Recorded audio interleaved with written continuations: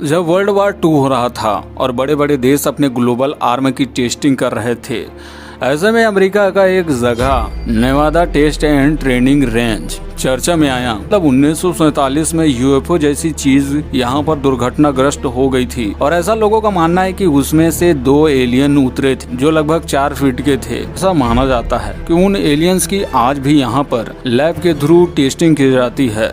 मसला थोड़ा अजीब था क्योंकि इंसान चांद और मंगल में जाने के ख्वाब सालों से देख रहा था और इस न्यूज ने पूरी दुनिया को हिलाकर रख दिया और तब से ये जगह एरिया 51 के नाम से पूरी दुनिया में फेमस हो गया। और तो और इन चर्चाओं के बाद में अमेरिका ने उस जगह में प्राइवेसी बहुत ज़्यादा कर दी।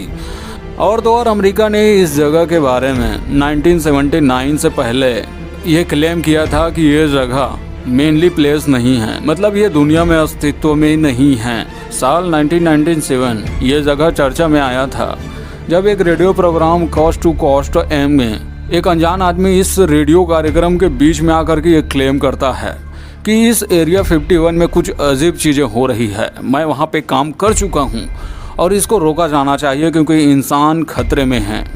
तभी एक और व्यक्ति सामने आता है जिसका नाम था बॉब लेजार और ये दावा करता है कि वह एरिया 51 में काम करता था और जिस डिपार्टमेंट में वो काम करता था वहाँ एलियंस की टेस्टिंग की जाती थी। और इतना ही नहीं, उसका यह दावा था कि वो एरिया 51 में 20 एलियन काम करते हैं। उसका आगे कहना था कि एलियन इस धरती को जान चुके हैं और इस धरती में आना शुरू कर दिए हैं और हजारों सालों से इस धरती पे आते रहे हैं और आते रहेंगे।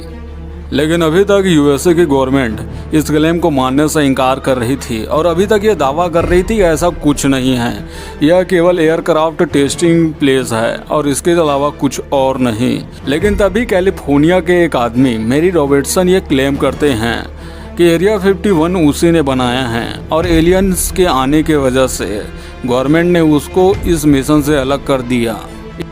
बट एरिया 51 में कुछ ज़्यादा ही पाबंदियाँ नहीं हैं। यहाँ पर गूगल मैप अपना फोटो क्लिक नहीं कर सकता, किसी भी प्रकार के बाहरी लोगों का आसपास में भटकते ही गोली मार देने का आदेश। एरिया 51 के ऊपर में एयरक्राफ्ट उड़ाना मना है, चाहे वो पैसेंजर एयरक्राफ्ट ही क्यों ना हो। साथ ही एरिया 51 के 16 किलोमीटर के रेडियस में मैग्नेटिक मशीन्स लगाई गई है जो आपको एरिया 51 के आसपास में भटकने नहीं देंगे।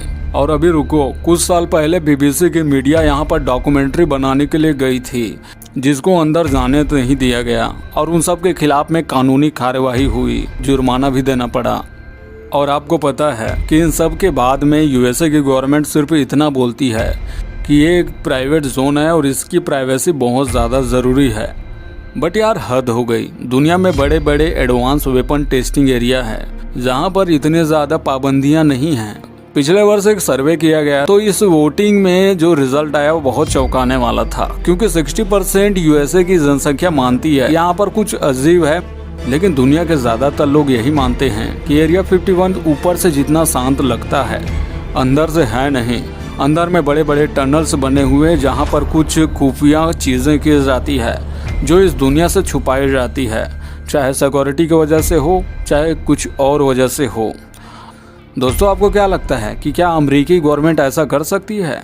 क्या वाकई एरिया 51 में भविष्य में एलियन सभ्यता की नींव रखी जा रही है? कमेंट में ज़रूर बताइए, मैं आपके कमेंट का इंतज़ार करूँगा।